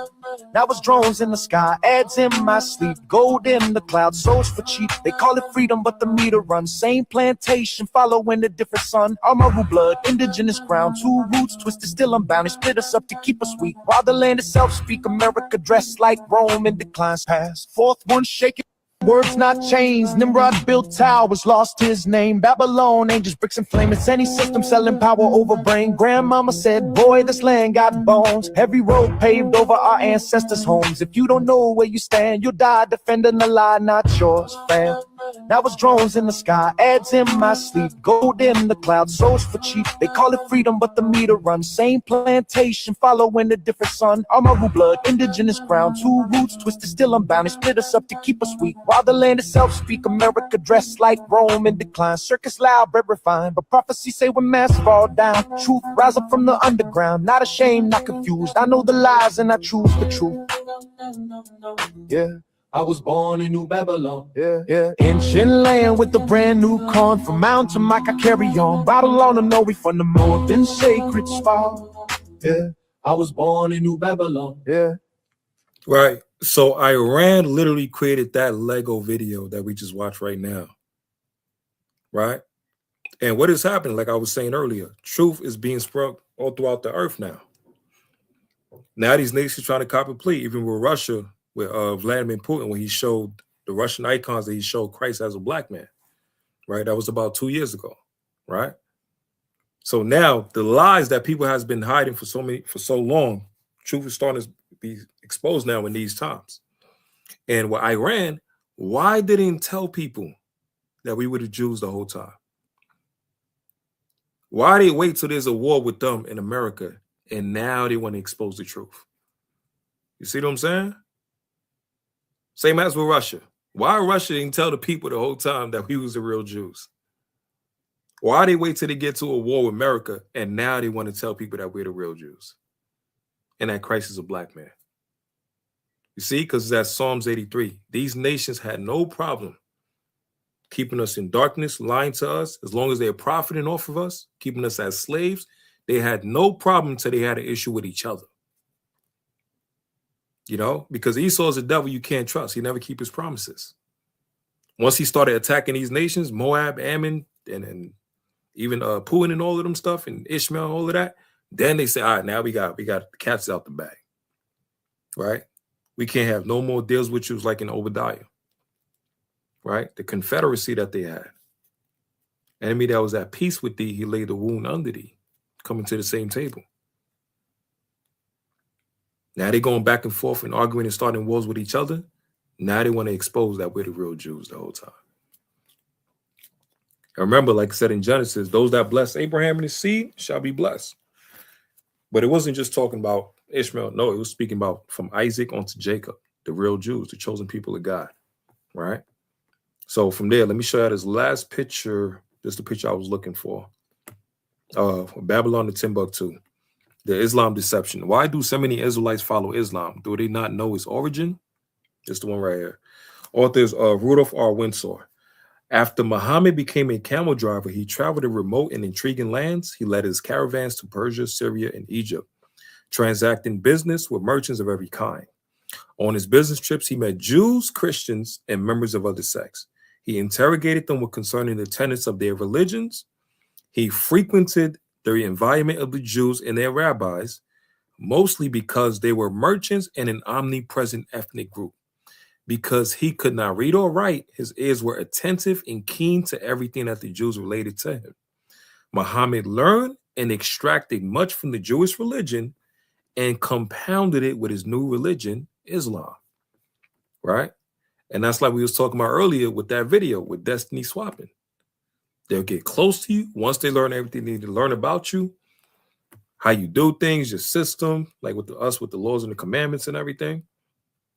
Took what they got from us, copied and pasted, and created their own thing, which was Islam. Right? Let me see this. Oh, slack here. So he spent a lot of his time learning the laws of the Torah and the Tanakh. No doubt this was where he found out that his ancestors were from Ishmael. Right? And that's where in Genesis chapter 15. I think it's 15. Incidentally, by this time, the Hebrew Old Testament had been translated into Arabic, and the Arabs were rapturously pleased to read about their great ancestors in the story of the Hebrew patriarchs. This fact alone helped Muhammad to inspire in the Arabs the feeling of nationalism and racial pride, because they had read in the Hebrew scriptures that Ishmael was to become a great nation. Right? That's in the book of Genesis. The Lord says he's going to make him a great nation. But that's it. It was because of this pride that he went on to describe himself as a prophet, when the Quran clearly states that the prophets are and will always be from Isaac, right? Let's get that one quick precept real quick.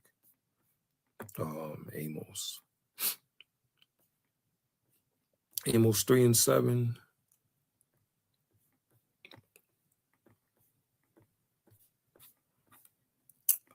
There you go. Amos 3 and 7. It says, surely the Lord God will do nothing, but he revealeth his secrets unto his servants, the prophets, right? So the Lord's servants is the prophets, right? Now, Amos chapter 2 and verse 11. It says, and I raised up of your sons for prophets and of your young men for Nazarite. Is it not even thus, O ye children of Israel, saith the Lord? Right? So the prophets are the children of Israel. That's what the Lord was only dealing with. Right? The chosen, the servants are the children of Israel. What was the other one? Isaiah 44. Here we go. Isaiah chapter 44 and verse 1. It says, yet now hear, O Jacob, my servant, and Israel, who I have chosen. Right? So the prophets, the chosen people, are only the children of Israel. And let's get one more. Romans chapter 9.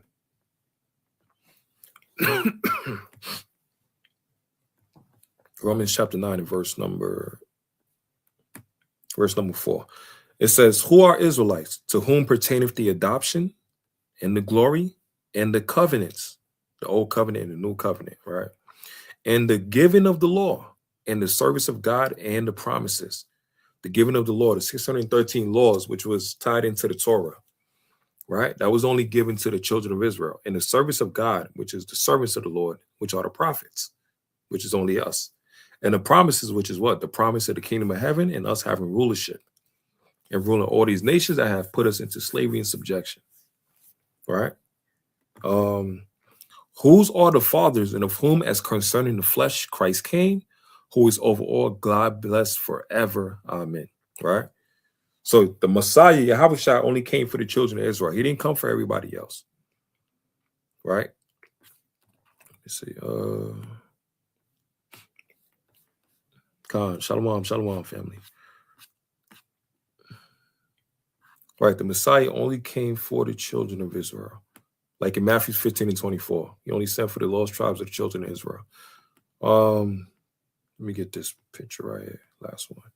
All right. So at the end of these parts where it says, and we bestowed on him, that's in the surah right there, 29 verse 27. Right, and we bestowed on him Isaac and Jacob and ordained among his offsprings prophethood in the book, and we granted him his reward in this life, and verily in the hereafter he is indeed among the righteous. Right, so that's speaking about us. Clearly, this tells you that the gift of the prophecy was ordained to the sons of Abraham, Isaac, and Jacob, not Ishmael. It also tells you that his seed were given the Torah, so how could Muhammad be a prophet? If the religion of Islam was founded in the 7th century, Muhammad has been learning from the Israelites in the region when they have naturally taught him of thy forefathers. Khan. And that's in Deuteronomy, where the Lord said, once we keep the laws and the commandments and our wisdom, wherever we travel, the nation's going to be looking at us, right? And say how wise these people are and how blessed they are to have a God, right? And the only living God, which is the God of Israel, which is Yahweh B'Shem Shai. All right. So these nations, they steal everything from us. We get no credit. We get no credit. We get no reparations and all of this stuff. And they don't give a damn about us. But they want to steal our feast days, our holy days. They want to remix it and create their own customs and all of this stuff. And millions of people is following it and keeping it. And like the Lord said in Isaiah 54, he said, they shall gather together, but not by me. Right? But when it comes to us as the children of Israel, the Lord said, gather together, O nation not desired, in Zephaniah 2 and 1. Right? So we're going to gather together as a nation. We're going to start to keep the laws and the commandments of God, keep our feast days and our customs. We just kept the Pentecost, which was the mighty Pentecost. We had a beautiful time.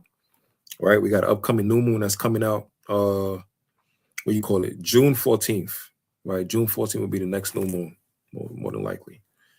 For us in Chicago, we got June 7th cookout. For those that are in the Midwest area, for HOI Chicago annual 5th June 7th cookout. Right? We got new moons on the 14th, June 14th. We also have the oracles of Yahweh, like 1 Peter 2 and 9, and Isaiah 8 and 20, right? And what's the other one? 1 Peter 4 and 11, I think. Yeah, oracles of God. We also got what you call 4th of July that's coming up. 4th of July rebuke. So once again, we have June 7th. For those of Chicago and the Midwest, we have the cookout. June 14th, we will have the new moon feast day. And we have the 4th of July event that's coming up for rebuke. So his brother Ahrayah, hopefully brothers and sisters was edified. Most High we're working on like a part 2 and 3 with these type of lessons. Pertaining to Islam and Ishmael and all of that stuff. But today was about Eidaladha, which was a celebration that happened yesterday. And it's just based off of lies. Our people celebrating things of lies and not realizing that we're the real Jews, and every nation on this earth is partaking in deception, partaking in trickery, while the children of Israel still out here in America suffering. But days gonna come, family, and we're gonna get our just due from Yahweh B'Shem Shai, and bring justice and judgment unto the wicked of this earth and the heathens, and put their behinds in slavery. So with that, all praise Yahweh B'Shem Shai, brothers and sisters was edified, and Kwam Yeshua. We're gonna close out with the Lord's Prayer.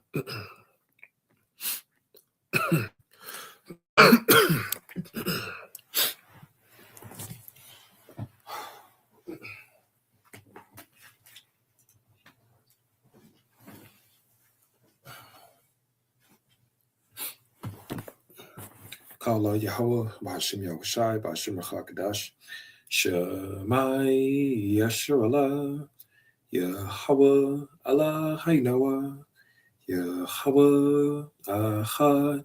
Abinawa Shabashimayim Kudashaya Shamka Yahweh Malakov God Baratazaka Haya Esha Baratazak Wahaya Bashamayim Latanawa Laham Hayuam Wasalachnawa Habawafnawa Kasalachnawa Habawafinawa Walahat Biainawa Banasayawan Abal Hawashainawa Mayan Rai Kaya Laka Hamalakwa for Allah Watabaraf Lai Walamyam Amen.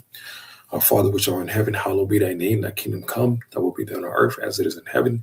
Give us this day our daily bread, forgive us our debts, we forgive our debtors, and lead us not in temptation, for thine is the kingdom and the power and the glory, forever and ever. Amen. There's the curse prayers for Ishmael and the heathens.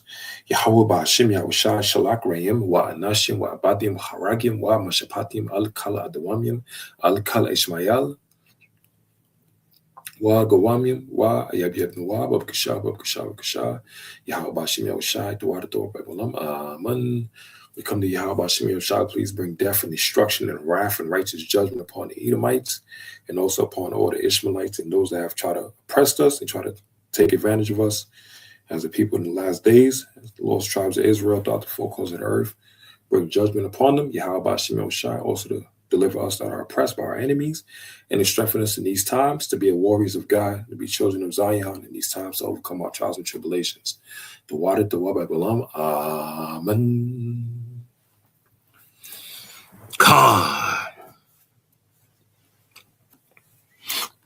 Khan family.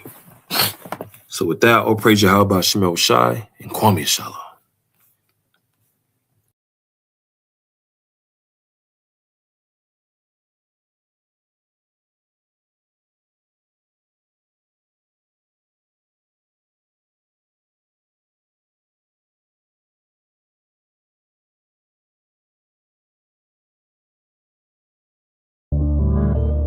This is the book of Job, chapter 11 and 14. If iniquity be in thy hand, put it far away, and let not wickedness dwell in thy tabernacles. I caught a demon in my house and cast it out on sight. That's why they hate on Yasharala, cause we shine that bright. Them other nations in the dark and we the children of light. Yeah, we the salt of the earth and yeah, we breaking the curse. And we rehearse the righteous acts cause we ain't trying to get murked. And yeah, this truth is gonna heal you, but at first it gon' hurt. That's why you see us in the field putting in laborers work. Feet in the block with that manna that came from heaven with mirth.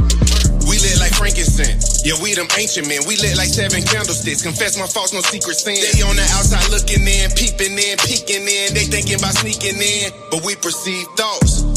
And obey what we been taught. Okay, my riches stored in heaven. I don't lock it in a vault. Standing on my father's business. Yeah, I walk it how I talk. Against the rulers of the darkness of this world, I done fought and knocked them out. With my sword, about to cut their heads off. They put up Planned Parenthood, but couldn't cut the eggs off. So we scramble up their brains while they drunk off eggnog. Babylon was Big Wolf, now it's just a dead dog. America, the mother of harlots. The saints gon' take the kingdom, that's gon' happen regardless. Yeah, how was Shy coming, garment like red carpet. Brought this truth to their ear, but they still didn't hearken. I caught a demon in my house and cast it out on sight. That's why they hate on Yasharala, cause we shine that bright. Them other nations in the dark and we the children of light. Yeah, we the salt of the earth and yeah, we breaking the curse. And we rehearse the righteous acts cause we ain't trying to get murked. And yeah, this truth is gonna heal you, but at first it gon' hurt. That's why you see us in the field putting in laborers work. Feet in the block with that manna that came from heaven with mirth.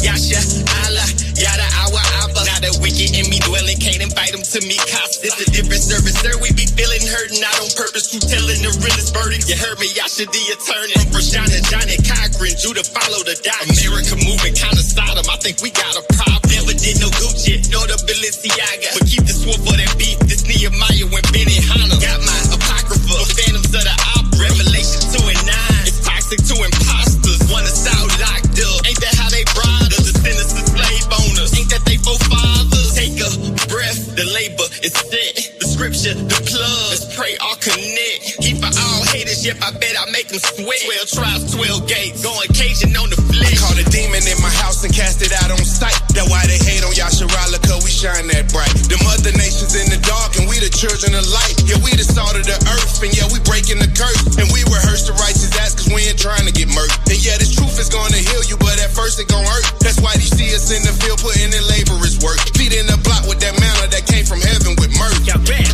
We laboring savoring, that's what they savoring, that Torah dressing. And with the motion in the flesh, my Abba do the flexing. No wavering, step out that boat, I had to catch the wave. Brown the reed, script EP, this that point break. When I went up, I let it go, I didn't pump fate. That episode Royal Yahusha, so I'm throwing trays.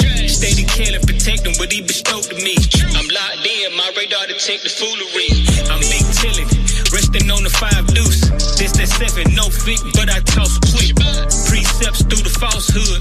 Cue ball on the break, I like to earn, I ain't gotta take. Stay in my soldier gear, keep it groovy.